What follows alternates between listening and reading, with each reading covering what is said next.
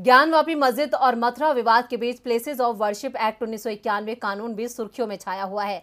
साल 1991 में बने इस एक्ट के खिलाफ सुप्रीम कोर्ट में याचिका दाखिल करने का सिलसिला शुरू हो गया है। अब कथावाचक देवकीनंदन ठाकुर ने भी इस कानून के खिलाफ सर्वोच्च अदालत का दरवाजा खटखटाया है। तो क्या अब ये कानून रद्द हो जाएगा? देखते हैं ये रिपोर्ट।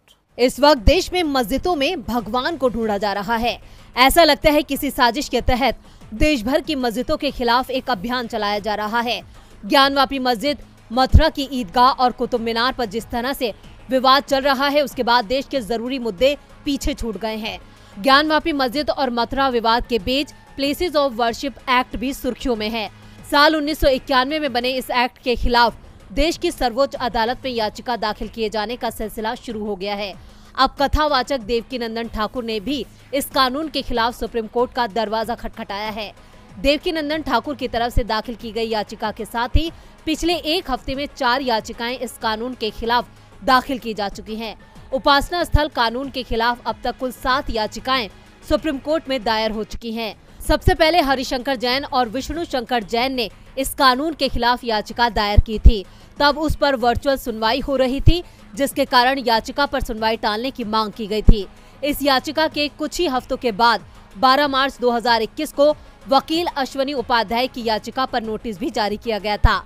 सर्वोच्च अदालत ने अश्वनी उपाध्याय की याचिका पर नोटिस जारी करते हुए सरकार से जवाब दाखिल करने को कहा था। इस नोटिस को जारी हुए 14 महीने से ज्यादा वक्त गुजर चुका है, लेकिन सरकार की तरफ से इसे लेकर अदालत में जवाब दाखिल नहीं किया गया है। सरकार का कहना है कि उचित वक्त आने पर जवाब दाखिल किया जाएगा।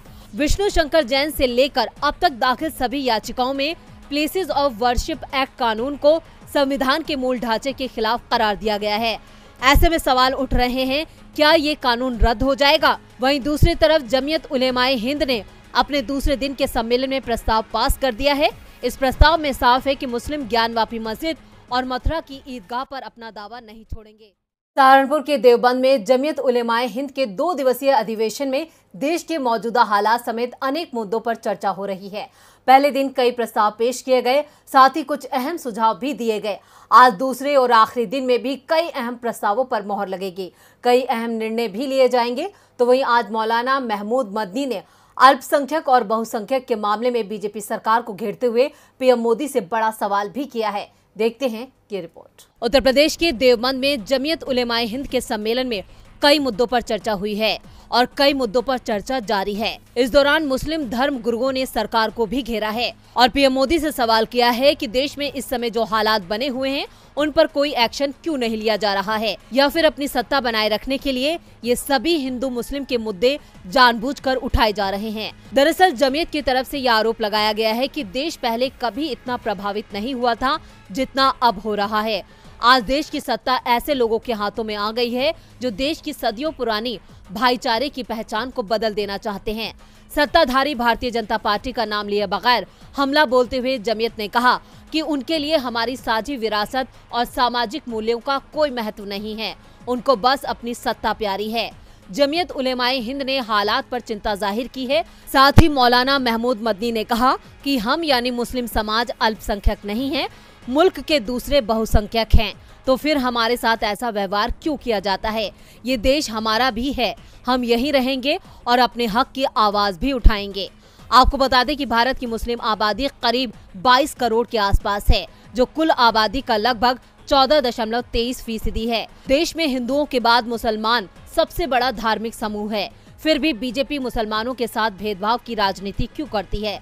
अगर बीजेपी को सत्ता में रहने के लिए हिंदुओं के वोट की जरूरत है, उतने ही मुसलमानों के भी वोट जरूरी हैं। फिर मुसलमानों के अधिकार के साथ खिलवाड़ क्यों है? पीएम नरेंद्र मोदी पूरे देश के पीएम हैं, तो उन्हें सभी के लिए बराबर ढंग से काम करना चाहिए। फिर भी बीजेपी सिर्फ हिंदुओं की आवाज उठाती है। दरअसल बीते कुछ दिनों में ज्ञानवापी, मथुरा की ईदगाह मस्जिद, कुतुब मीनार सहित कई मुद्दे देश में उठ रहे हैं और हर मुद्दे से सरकार हिंदुओं के समर्थन में नजर आ रही है। लेकिन देश में जितना अहम हिंदू समुदाय है, उतना ही मुस्लिम समुदाय भी है। देश में राष्ट्रपति चुनाव की तैयारियां शुरू हो चुकी है। राजनीतिक दल अपने अपने समीकरण बैठाने में जुटे हुए हैं। बीजेपी उम्मीदवार की खोज में जुटी हुई है तो विपक्ष एकजुट होकर संयुक्त उम्मीदवार की तलाश कर रहा है। विपक्ष में इस बात पर तो एक राय है कि बीजेपी के खिलाफ एक ही उम्मीदवार उतारा जाए, लेकिन उम्मीदवारों को लेकर अभी कोई नाम सामने नहीं आया है, ना बीजेपी की ओर से ना विपक्ष की ओर से। लेकिन बीजेपी की चिंता जरूर बढ़ रही है। राज्यसभा चुनावों में बीजेपी को नुकसान होता दिख रहा है। इसके साथ ही पार्टी के सांसद और विधायक भी दल बदल रहे हैं, जिसका असर अब बीजेपी को राष्ट्रपति चुनावों की वोटिंग में होता दिख रहा है।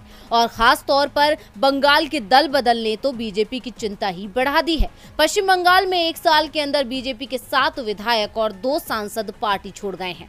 पिछले दिनों बीजेपी सांसद अर्जुन सिंह ने भी पार्टी छोड़ दी और अब बीजेपी को राष्ट्रपति चुनावों में क्रॉस वोटिंग का भी डर लग रहा है। बीजेपी के कई विधायक ममता बनर्जी के संपर्क में हैं और उनके इशारे पर ही वो वोटिंग को तैयार है। बीजेपी के नेता ही अब केंद्रीय नेतृत्व के खिलाफ खुलकर अपनी आवाज उठा रहे हैं। पार्टी के पूर्व अध्यक्ष दिलीप घोष तो सीधे सीधे हाईकमान को ही आंखें दिखा रहे हैं। घोष ने कहा कि बंगाल की बजाय अगर दिल्ली से पार्टी चलाई गई तो पार्टी बर्बाद हो जाएगी। बंगाल में बीजेपी कांग्रेस वाली गलती कर रही है। जब तक कांग्रेस बंगाल से चली, सत्ता में रही, जैसे ही कांग्रेस को दिल्ली से चलाना शुरू किया गया वैसे ही वो बर्बाद हो गई और आज उसी दिशा में बीजेपी बढ़ती दिख रही है। ऐसा भी नहीं है कि बीजेपी को बंगाल में मची भगदड़ की चिंता नहीं है। पार्टी एक्टिव दिख रही है। पिछले दिनों केंद्रीय गृह मंत्री अमित शाह बंगाल पहुंचे थे। पार्टी अध्यक्ष जेपी नड्डा भी बंगाल का दौरा कर चुके हैं और अगले सप्ताह फिर बंगाल जा रहे हैं। लेकिन बीजेपी की मुश्किल थमती नहीं दिख रही है, लेकिन इसका कोई असर जमीन पर नहीं दिख रहा है। दावा किया जा रहा है कि पार्टी के कुछ और विधायक बीजेपी छोड़ने की तैयारी कर रहे हैं। पंजाबी गायक सिद्धू मूसेवाला अब नहीं रहे। 28 मई को पंजाब की मान सरकार ने मूसेवाला की सुरक्षा में कटौती की थी और दूसरे दिन ही बदमाशों ने उनकी जान ले ली। उन्हें नजदीक से गोली मारी गई, जिससे पंजाब से लेकर दिल्ली तक सनसनी फैल गई। सभी दलों के निशाने पर पंजाब की भगवत मान सरकार के साथ ही दिल्ली के सीएम अरविंद केजरीवाल भी आ गए। सवाल उठ रहे हैं कि मूसेवाला की सुरक्षा कम करने की जरूरत क्या थी और सुरक्षा कम की तो इसका प्रचार क्यों किया गया। सिद्धू मूसेवाला मामले में पंजाब से दिल्ली तक हंगामा मचा हुआ है। पंजाब की आप सरकार के साथ ही दिल्ली के सीएम अरविंद केजरीवाल सवालों के घेरे में हैं। कांग्रेस ने आज दिल्ली में केजरीवाल के आवास के सामने जमकर प्रदर्शन किया। पंजाब, जम्मू कश्मीर सहित दूसरे राज्यों में भी आप दफ्तर के बाहर प्रदर्शन की खबरें हैं। कांग्रेस का आरोप है कि मुख्यमंत्री के तौर पर भगवंत मान पूरी तरह से विफल साबित हो रहे हैं। उन्हें तुरंत इस्तीफा दे देना चाहिए। लोगों में पंजाब के डीजीपी के बयान को लेकर भी गुस्सा दिख रहा है, जिसमें उन्होंने मूसेवाला पर ही निशाना साधा था। इस मामले में सीएम मान के आदेश के बाद डीजीपी वी के भावरा ने सफाई दी कि उनके बयान को गलत तरीके से दिखाया गया। इसके साथ ही उन्होंने मूसेवाला की सुरक्षा में चूक को मानने से इनकार कर दिया। भावरा ने कहा कि मूसेवाला अपनी सुरक्षा में तैनात जवानों को लेकर नहीं गए थे। इस बीच पंजाब सरकार ने पूरे मामले की जांच हाईकोर्ट के जज से कराने के आदेश दे दिए हैं।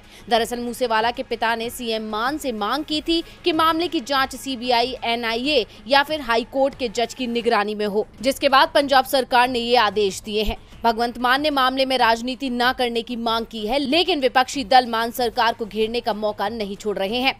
कांग्रेस महासचिव प्रियंका गांधी ने कहा, आम आदमी पार्टी की सरकार ने पंजाब की कानून व्यवस्था को जंगल राज में बदल दिया है और सुरक्षा व्यवस्था को राजनीतिक पसंद नापसंद के हवाले कर दिया है। कांग्रेस पार्टी अपने एक एक नेता और कार्यकर्ता को यकीन दिलाना चाहती है कि हम अपनी पार्टी के निष्ठावान नेता को न्याय दिलाने के लिए पुरजोर तरीके से आवाज उठाएंगे। पंजाब पुलिस का दावा है कि इस मामले की साजिश दिल्ली की तिहाड़ जेल में रची गई और लॉरेंस बिश्नोई गैंग के सदस्यों ने घटना को अंजाम दिया, जिसके बाद दिल्ली पुलिस पर भी सवाल उठ रहे हैं कि जब जेल में इस तरह की योजना बन रही थी तो जेल प्रशासन को जानकारी क्यों नहीं थी, और अगर दिल्ली पुलिस तक जानकारी पहुंच गई थी तो उसने इसे पंजाब पुलिस के साथ साझा